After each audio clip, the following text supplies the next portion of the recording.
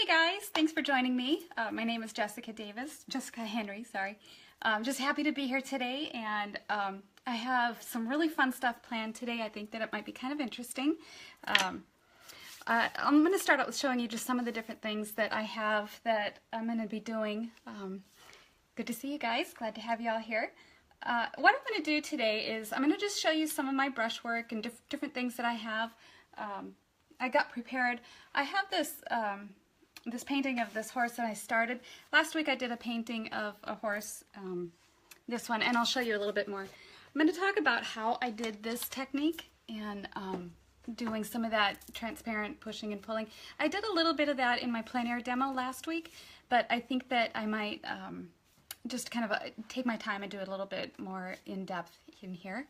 And then I'm also going to show you how I do some brushwork on a little landscape that I have going. I'm going to show you the wet into wet and how I do that with the palette knife and just brushes, and talk a little bit about painting alla prima.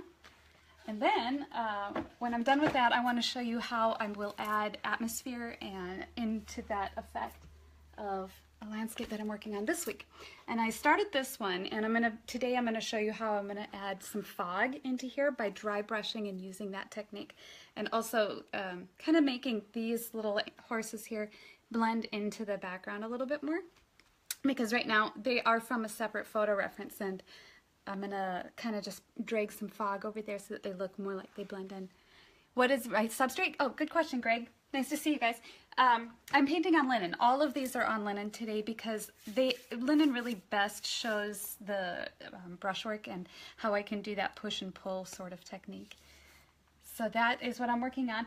And oh, before I get going on that, hi Lily. Joseph had asked a question about acrylic, and do I paint on acrylic ground or do I paint it first in acrylic? And I wanted to address that.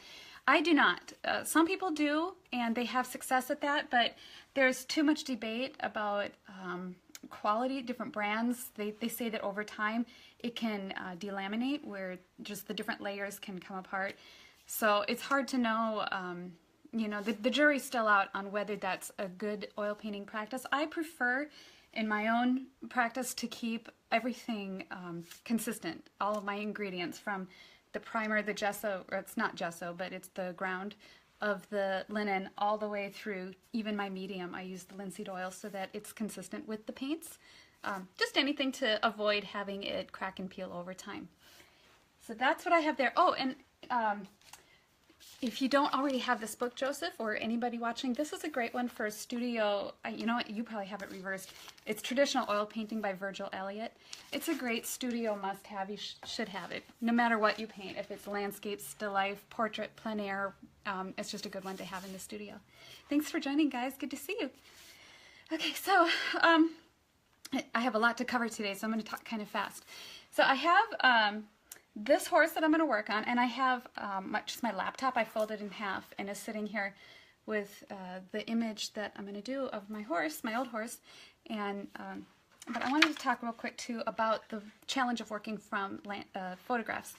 In this picture here that I'm going to be also demoing from today, the values get really dark in here, and that is the problem with photos, is that they flatten everything out, and it makes the darks really dark. So what I have to do when I go to paint this is to just try really hard to remember what that scene would have looked like, and that's just from experience too, is to know how to add variation so that the shadows aren't as flat anymore.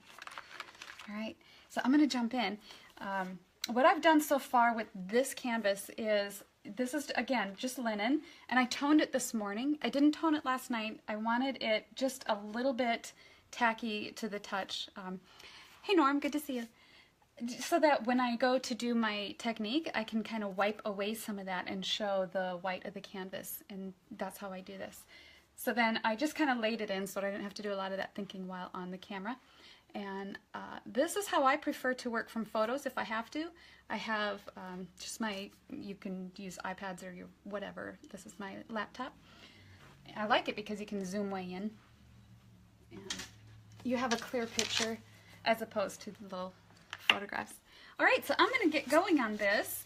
And so what I did so far is I just took like a thin wash of this is ultramarine blue and burnt sienna, and just drew out the horse. And so now I just started to sort of take my brush and use it like an eraser. And so I clean it off in the Gamsol. For colors today, I'm really only going to use kind of just the basics. I have my ultramarine blue, burnt sienna, and yellow ochre. I will be using the white. I went ahead and put out my regular stuff, cad yellow pale, alizarin crimson, and phthalo green. But I'm really just going to use these central ones here. So my brush is just clean with turpentine or Gamsol, and I'm going to pull out some of the white highlights on here. Like that. And I'm looking at my reference here, and you can see it's just real simple, cleaning away the pigment to achieve that effect, like that. I find that this means of painting is really relaxing, and I do enjoy this. I guess it's probably because I'm not overly focused about, at this point, brushwork and color. I can just sort of relax and play with it. But I keep my paper towel handy so that I can always be wiping off, because even just a little bit of wiping that you do to get the Gamsol off the brush can make a change in the value on whatever it is you're doing. Hi, good to see you guys. I'm gonna pull out that ear a little bit.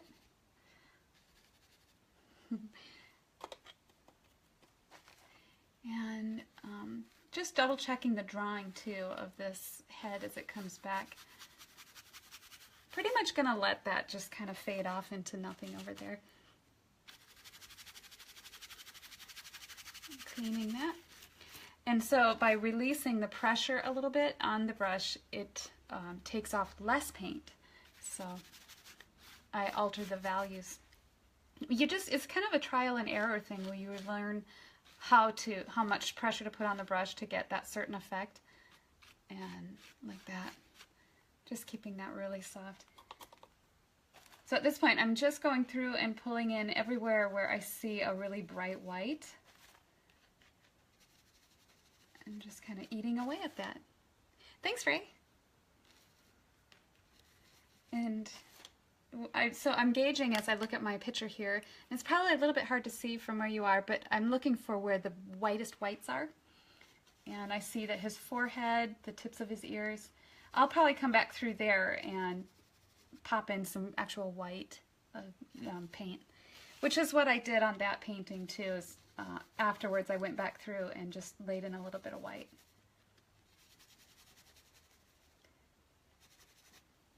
Just pulling that out.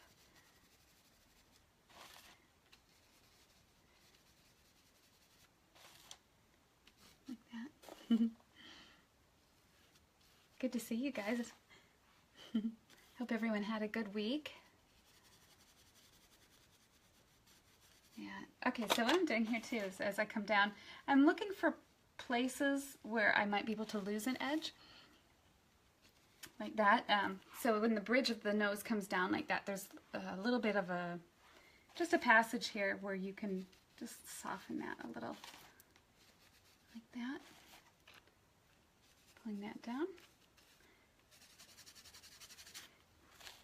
Alright, I think that that's kind of okay for now. Just pulling out a little bit more of this, but you can kind of see how I might work on that pushing and pulling a little bit like that. And now I'm just going to take a little bit more of just pigment. I'm just taking, you can see, ultramarine blue and burnt sienna. Kind of just glazing that. It's mostly just like a glaze. Just really soft, a little bit of, not much. And to really make those values pop out more, I'll make this darker in here, and that'll really make that white really stand out. Thanks for joining, guys.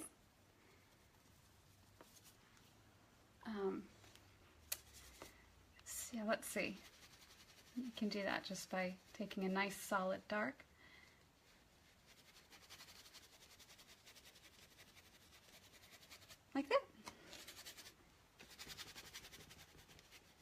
that that helps with that. And it'll make his little ears stand out here too.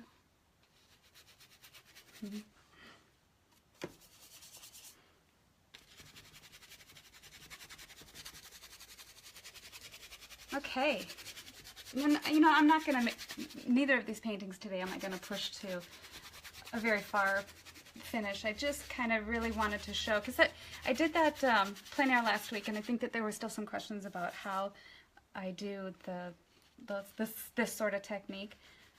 So just to kind of help out a little bit, right under here, the muzzle value is pretty much the same as what's going on in the background.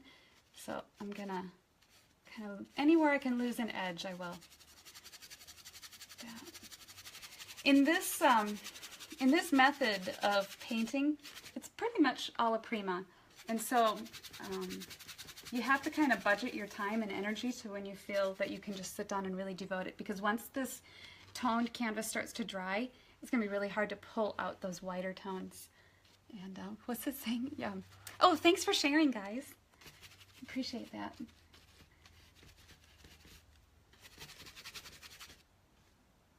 So just kind of, now I'm going to just sort of refine this contour a little bit in here. Like that.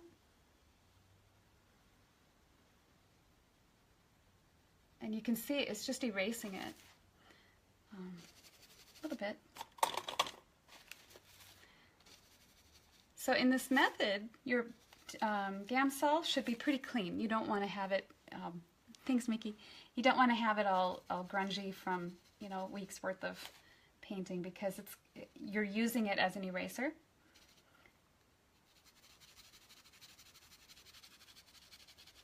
Okay, so that's feeling like, I'm feeling like there's bone and fleshy stuff going on in there.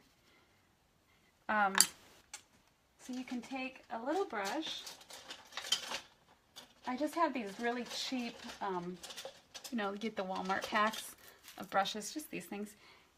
Add a little bit of turpentine, and I'll go in there and just lift out a little bit for the eyelash, like that.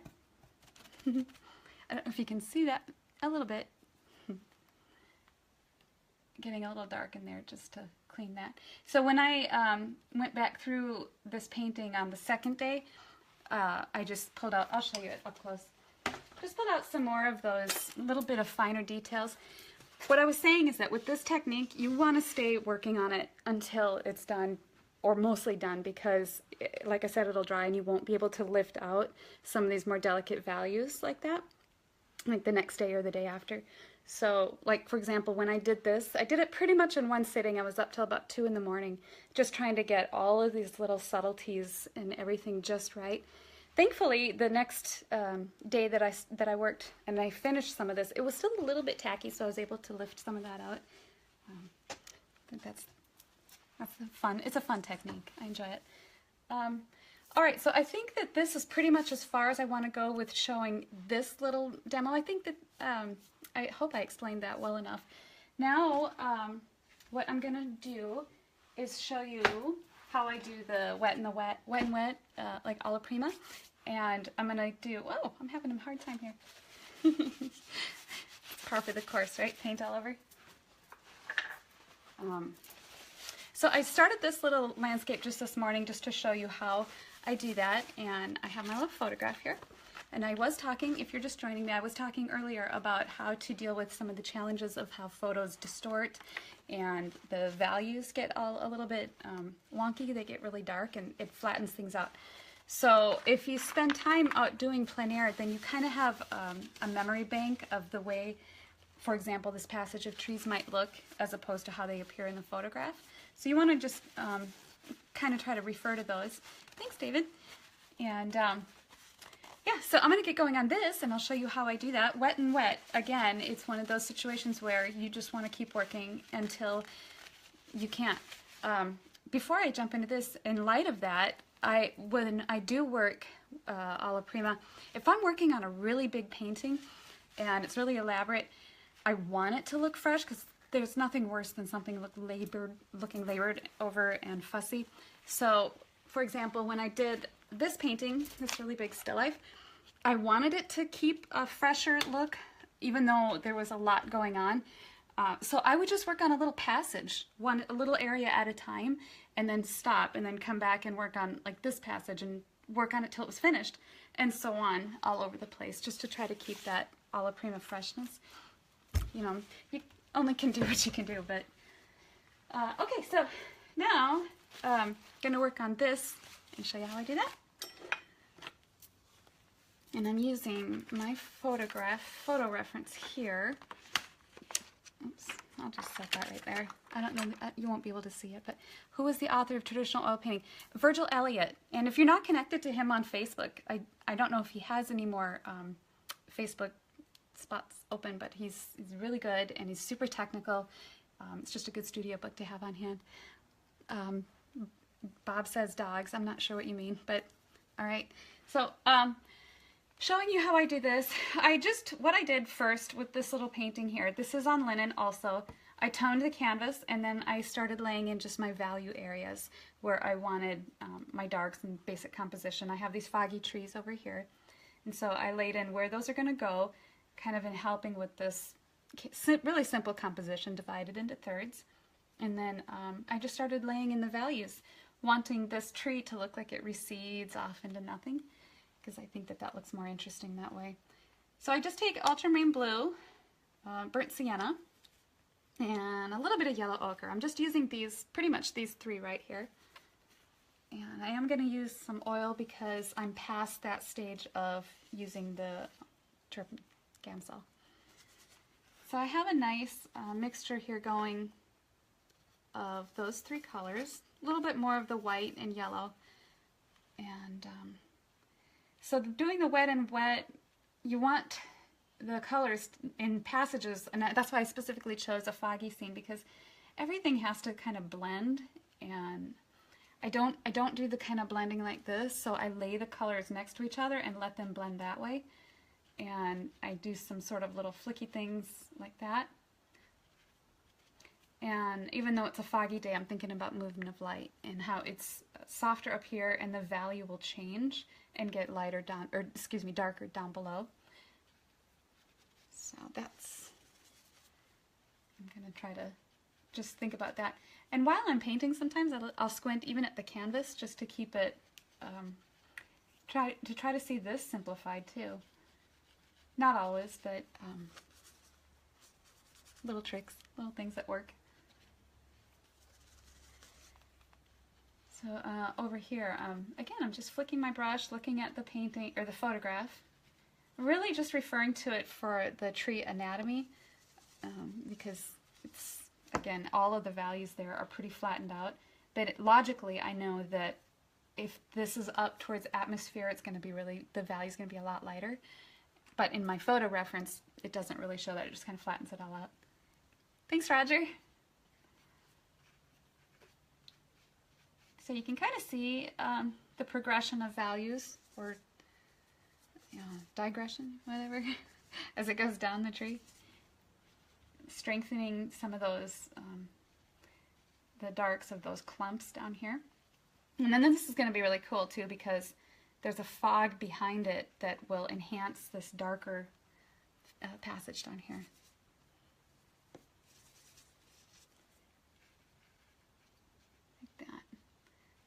Kind of just letting it flicker, especially with trees. You don't want to use the same brush stroke over and over again. Just kind of flick your brush, roll it, let things happen like that.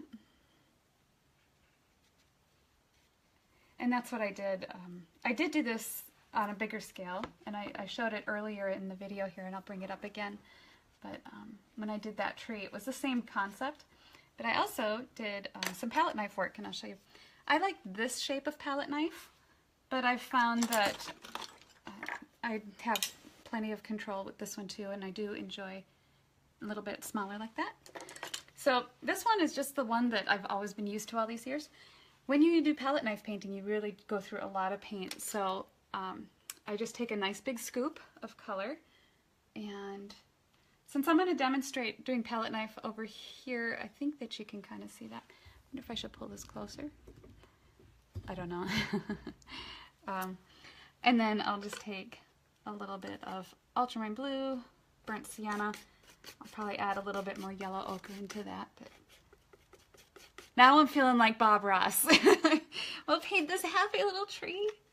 And it just lives right in here. Okay, so getting a nice, I'm just going to check it, the value here. That's okay for the middle of the tree. I think I pretty much had that value going, but I'm going to darken it as I go down. So when I do a palette knife, I just kind of flick and twist and turn a little bit in here. If you can see that, I hope so. And again, as I always say, I will share these videos afterwards. But I'm sorry, I will share the painting so you can kind of see them up close. When I paint with the palette knife, I try really hard not to leave like a straight edge, unless that's what I want. But I'll just kind of focus on just the tip of it, like this, like that. And just kind of twist and turn, and I'll flatten out some areas to let some of those colors swirl together. I'll lay it down. I need a darker tone in there. Mixing. Oh, I was going to mention, if you don't want to see the comments, just swipe them off to the right and they'll go away.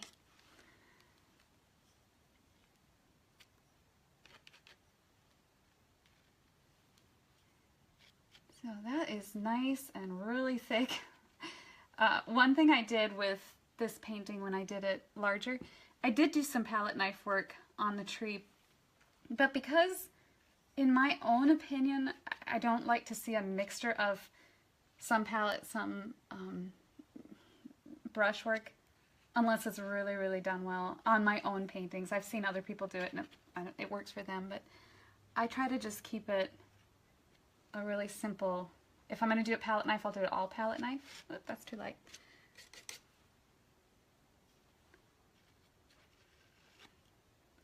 So what I do then in that case is I will take my brush and go back through and just kind of soften and so, 5 others shared your favorite. Oh, thank you.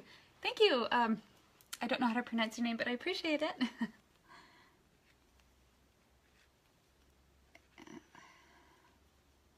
Like that. Okay, so just to pull in some more of this darker value down here. That'll be fine. All right.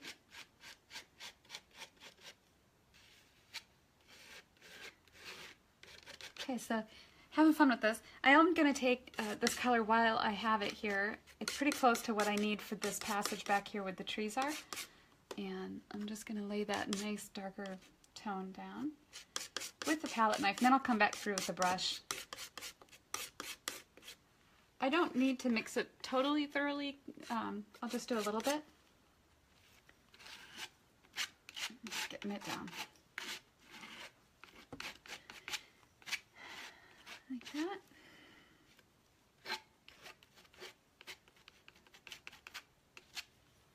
And then this photograph that I have didn't show any of the beautiful bright green mossy grass that I saw. And so further down the road, I took a picture of a horse the same day in the pasture, and that's the one I've been sharing when I promoted this, that paint horse. That was same day, same area, and that grass there was really just this beautiful minty spring green. And so I've incorporated some of that into my bigger painting because I thought that it was just really pretty and needed that bright pop of soft green. This picture was taken in Oregon, and it's not uncommon for them to have these beautiful foggy days like this. Really a heavy, heavy fog. And I loved that about living there. I lived there for about 11 years, and I loved Oregon.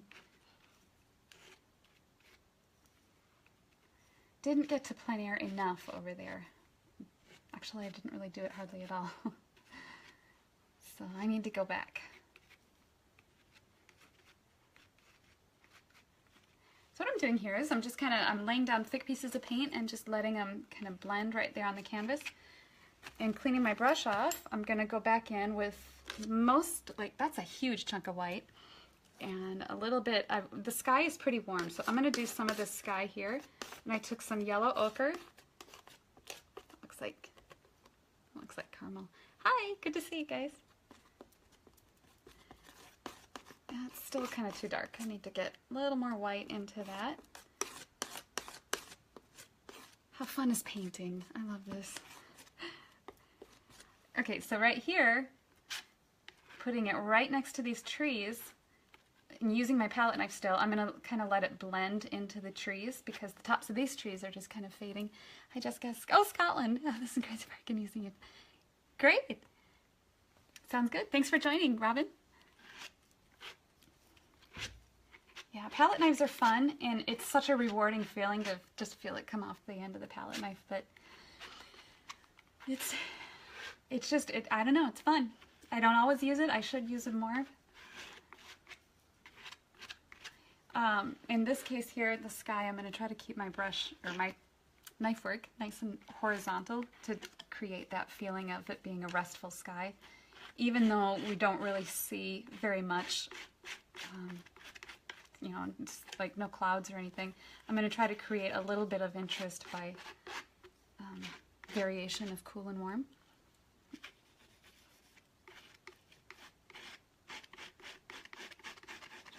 That down like that. And losing this edge like that. Yeah, just kind of letting that go that way. Yeah, I was feeling a little bit foggy, I think. Okay, now I'm cleaning my brush off. Gonna go in with a clean brush, and thanks for joining, guys. Gonna soften some of this a little because I feel like it's kind of clunky, and I just want to create a softer feeling where the trees meet the sky, like that. Part of I just feel that brushwork or palette knife, whatever you're doing, it's really the heart and soul of a painting. And time to watch. Oh, it's okay, Phil. In fact, you can go back onto my my own Facebook feed and watch any and all of them. If you just go to photos, you know, go to photos, click over to albums, you'll see I've got a file folder for videos, and there's hours of videos in there. Hope we pause at finished painting. Yep, I will. I sure will. So anyway, I've always been told, and I really believe it, that if you have feeling at the end of your brush, there's a lot that everything just kind of ties together. Oh, good. Awesome, Norm. You should get it. It's a good one. Anyway, I was thinking about brushwork. So, what I'm doing here is I'm just laying down, I'll often do this little horizontal, vertical, horizontal thing because it alternates instead of just always sticking to one direction. I kind of create a little bit of variation by doing that. Makes it interesting. Like that. Trying not to overwork a passage either. Okay, so this, I'm just gonna... Now remember, I mentioned that that photograph, this whole passage in here was really flat, so I'm just kind of alternating texture in here just to keep it looking like those are actually trees in there. I don't want to distract it and have the eye go right over here because I do want the focus in this area a little bit more. That's kind of a mess right now. I'll clean it up. Color brand. Oh! Color brand that most of these are Gamblin paint. Gamblin does not make a cad yellow pale, so I buy a Winsor Newton cadmium yellow pale. What I'm going to do right now is take this sky color and put it in the tree a little bit. Just like a little bit of sky holes coming through. And you don't want to do like a little bingo ding ding ding ding ding with your sky holes, but try to vary the shapes and make it interesting. And you know, some of them are tiny and some are big and squiggly shaped and whatever. Just to make it a little bit interesting. Like that. And then of course I'm thinking about, as I move down the tree, whatever's going on in the background has to match the sky hole colors. Like that. Just kind of working that a little bit. So that, I hope that that kind of helps answer some of those questions that thanks Roger, that I've been getting about painting wet into wet. Allow yourself the time. You need a window of opportunity to just be able to sit and focus on it. And then, so give yourself the time that you need, and what else? Plenty of paint. Uses a lot. And energy. You need the energy too, because sometimes, well, if I start something in the evening, which is usually a big mistake, because if I want it to look fresh and do alla prima, I'm up late. But sometimes those late hours are the best. Okay, so before I finish this little piece of this demo, I wanted to quick lay in some of that minty green grassy stuff that is so pretty. To do that, I took what is that, phthalo green and cad yellow pale, and I think that I'm just gonna kind of let it swirl in with some of those other colors that I had, like yellow ochre and a little bit of that. And I twirl my brush in the paint just to kind of get the excess off, wipe it off, and then I'll just kind of glaze it on. It's, to me, that's a little too chalky minty, so I'm adding a little more ochre and a little more, what is that? Ultramarine blue. So that's kind of my background atmosphere grass color. And then I will add to it as it gets closer a little more ultramarine blue and yellow ochre. Little cad yellow pale. I like that color. Just to add variation. You don't want it all stagnant.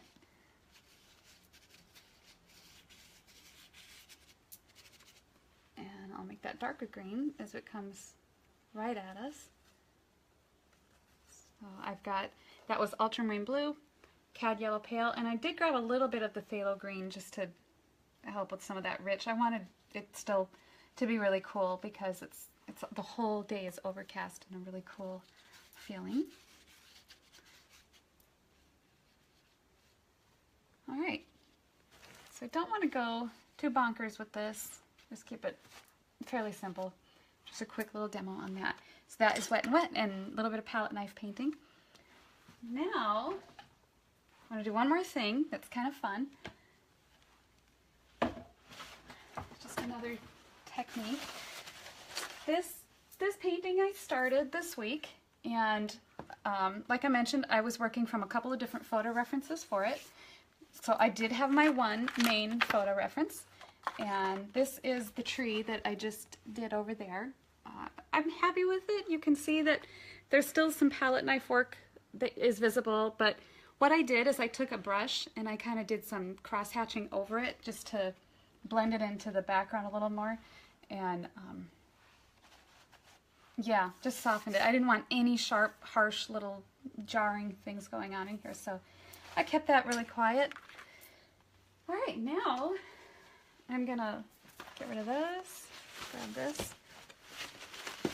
So when I'm working on fog, I want to try to keep it as soft and nondescript as possible. It's just like painting smoke or anything else, cleaning off an area here where I can work.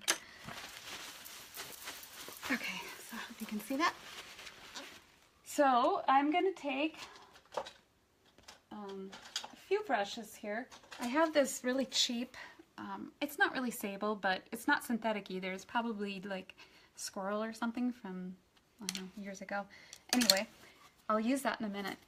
So to do the fog, I don't want to just take stark white, but I'm going to use a little bit of the gray that I had back there. Not too much, because I want it to be a cooler tone fog.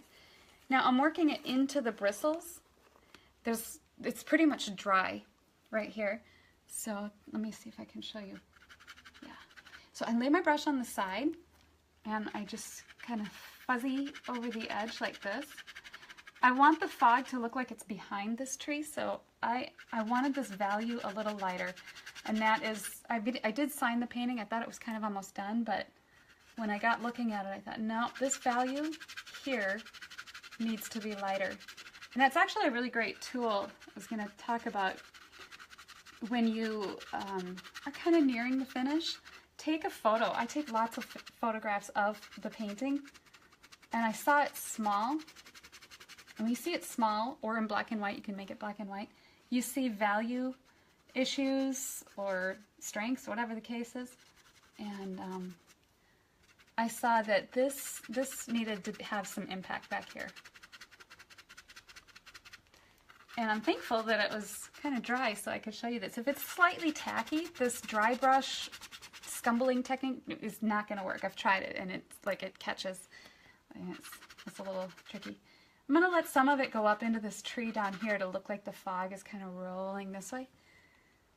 Now this horse, she came, remember I said I took her picture down the road, so the colors and the atmosphere are going to match this horse with this background, but I still feel like she's kind of cookie cutter, like, oh, there's a horse.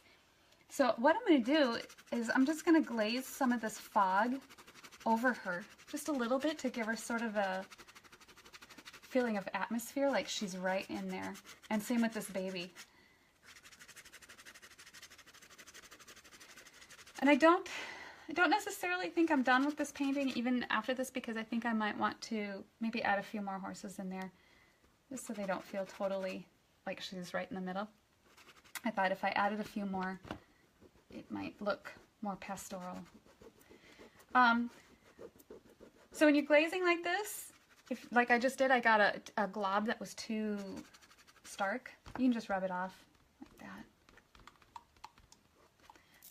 But if your painting is dry underneath, then it should have a pretty cool effect by doing this. You don't want to use, I never use medium when doing this. If you do, I've tried different mediums and they all have their strengths. I think that I wouldn't use Galkid to do any kind of scumbling like this because it's like stickier like honey. But Neo McGill, Marager, Liquin, any of those mediums will work if you're going to do this scumbling. The only thing that it does differently than just a naked brush is it gets into the fibers more by using a medium. So it'll kind of, it's more smooth when you scumble. So if you want something that's a little bit more textural, like in this case, I don't want it to be super smooth.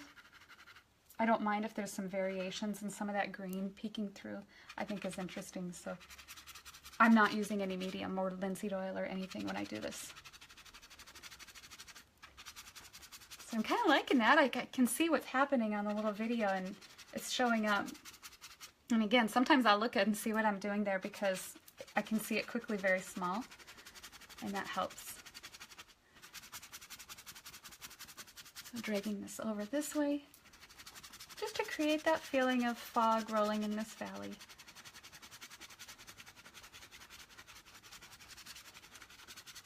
Really, really light. You can see I haven't gone back for more paint this whole time. I've just been basically using what's on the brush. I'll turn it over a little bit, get some of that.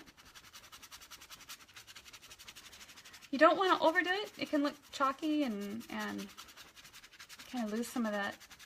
You lose some of that brushwork that you had. But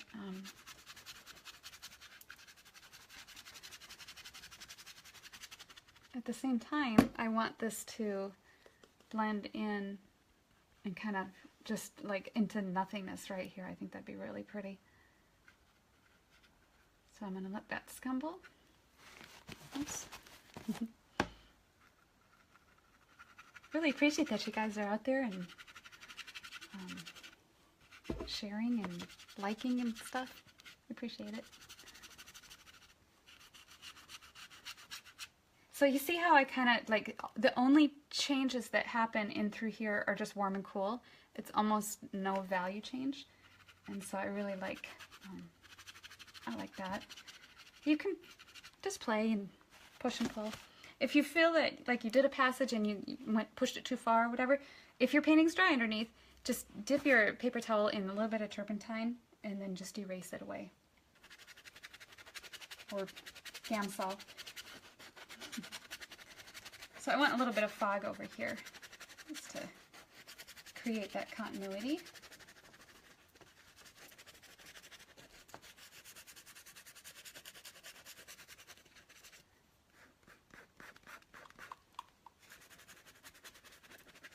Liking that.